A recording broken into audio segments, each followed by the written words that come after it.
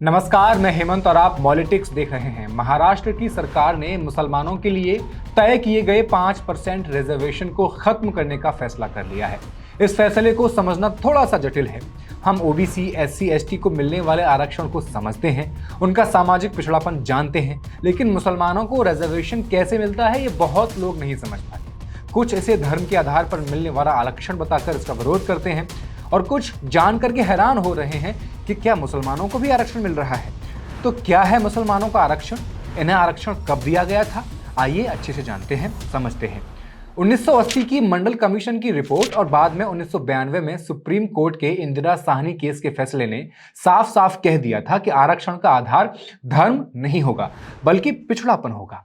इसी आधार पर भारत के लगभग सभी राज्यों में मुसलमानों की उन जातियों को ओबीसी लिस्ट में शामिल किया गया था जो पेशे से पिछड़ी रही हैं, जैसे जुलाहा जिन्हें अंसारी कहा जाता है, धुनिया मंसूरी हुए, कसाई कुरैशी हुए और नाई जिन्हें सलमानी कहते हैं।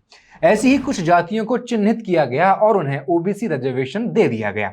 अब सवाल यह है, क्या मुसलमानों को ओबीसी में रखना उचित है?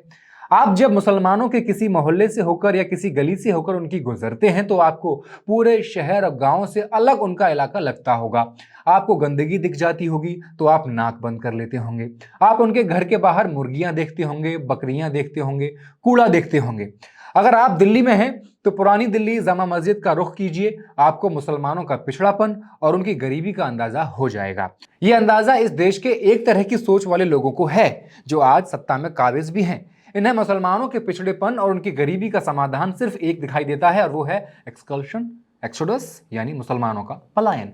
जबकि आप देखेंगे तो मोहल्लों की यही गंदगी, खराब सिविक सेंस और गरीबी या यही आलम हिंदुओं के दलित मोहल्लों में भी दिखता है, दलित गांवों में भी मिल जाता है।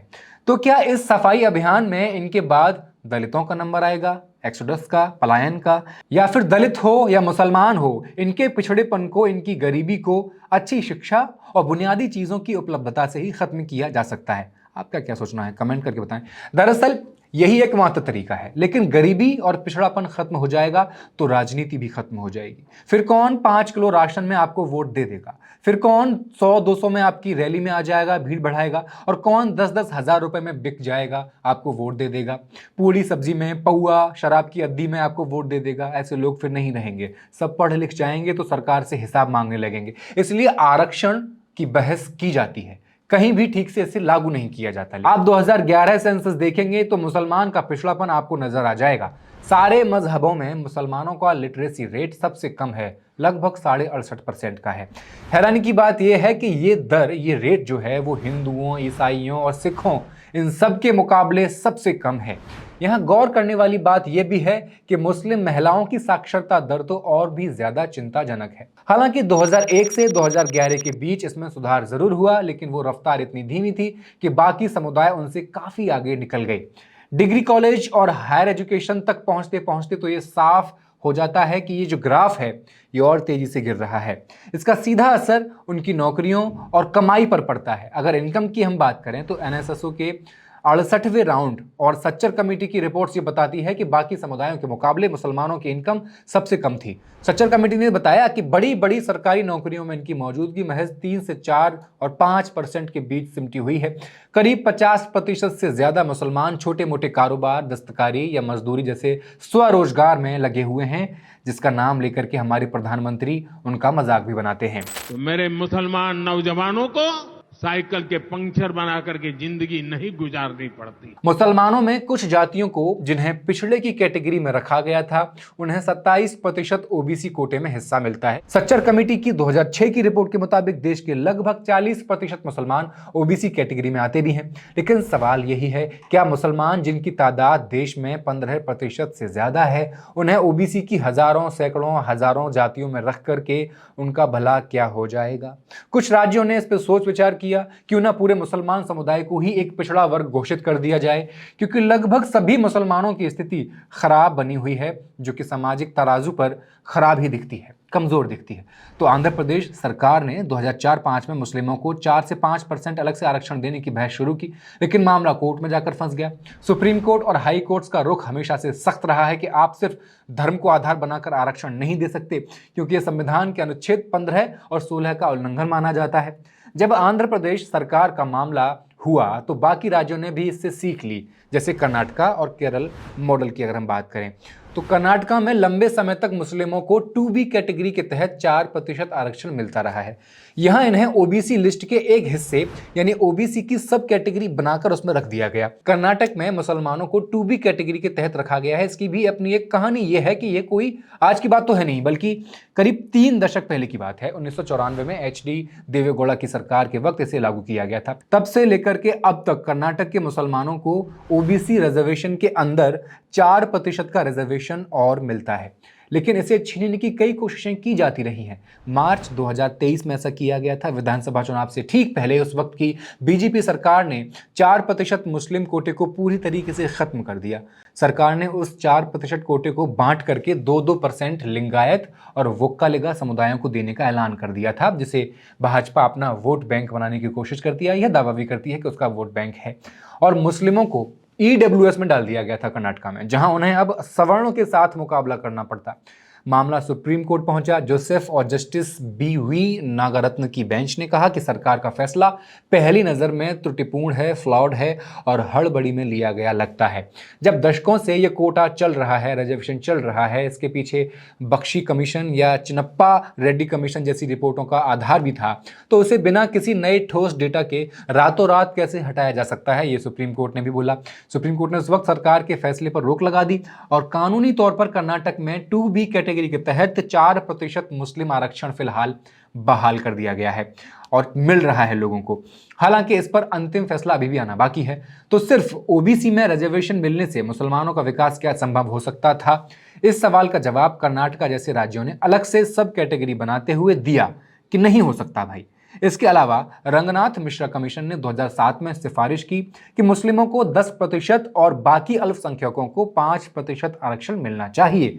सच्चर कमेटी ने आंकड़ों के साथ दिखा दिया कि भारतीय मुसलमानों की हालत कई मामलों में SC से भी बदतर है। जो हिंदू वर्ग में SC कैटेगरी है उससे भी ज़्यादा खराब है, लेकिन इन कमीशंस की रिपोर्ट्स को कभी भी पूरी तरह से लागू नहीं किया गया। अब महाराष्ट्र में जो 5% रिजर्वेशन हटाने की बात भाजपा कह रही है या कहें कि हटा भी दिया गया है, वो पूरे मुस्लिम समाज के लिए था भी नहीं, वो धार्मिक था भी नहीं। उसकी भी कहानी है। हुआ ये था कि कर्नाटक सरकार की देखा देखी महाराष्ट्र में जुलाई 2014 की बात है, जब कांग्रेस और एनसीपी की सरकार थी और मुख्यमंत्री पृथ्वीराज चव्हाण थे।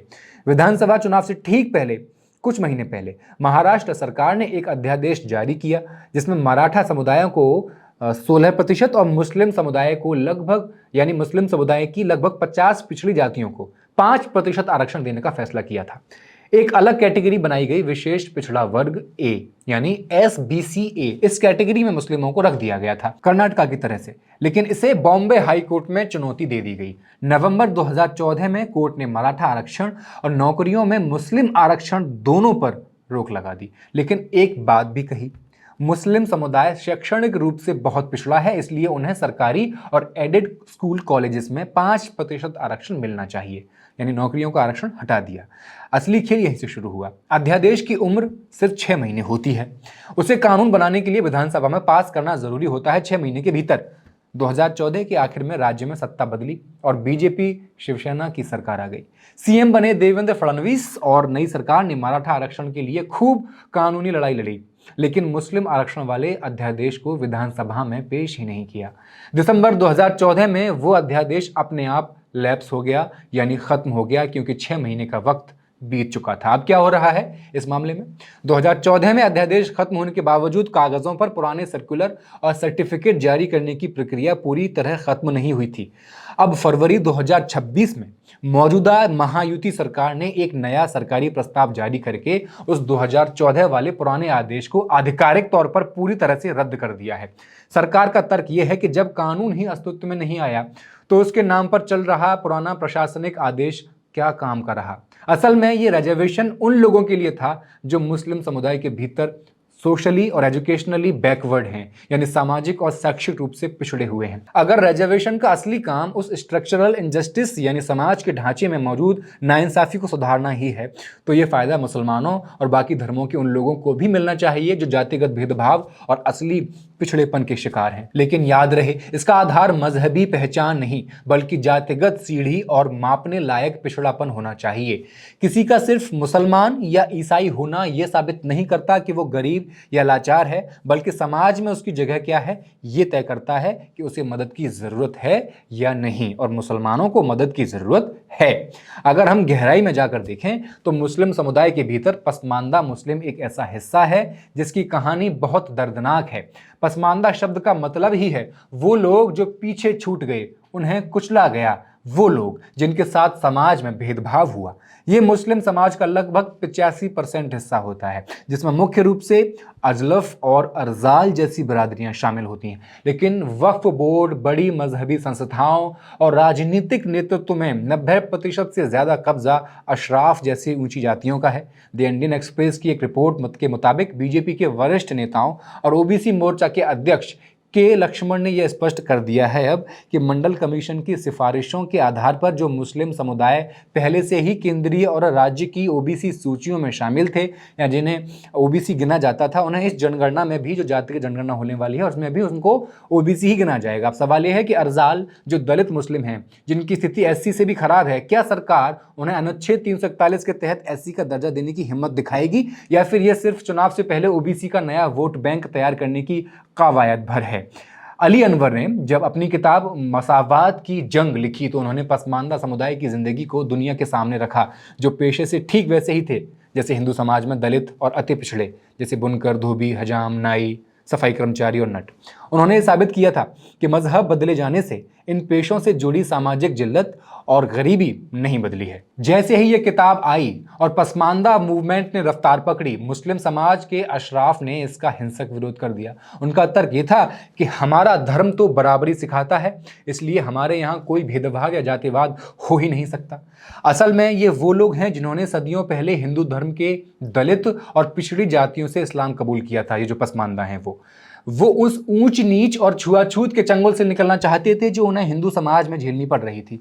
लेकिन चूंकि वो मुसलमान हैं अब, इसलिए उन्हें ऐसी का दर्जा नहीं मिलता जो हिंदू दलितों को, सिख दलितों को और बौद्ध दलितों को मिलता है। लेकिन सच तो ये था कि मुस्लिम एलीट ने मजहबी बराबरी के नारे को एक ढाल की तरह इस्तेमाल किया ताकि मजहब के अंदर चल रहे जातिवाद पर पर्दा पड़ा रहे और सत्ता और संसाधनों पर उनका कब्जा बना रहे।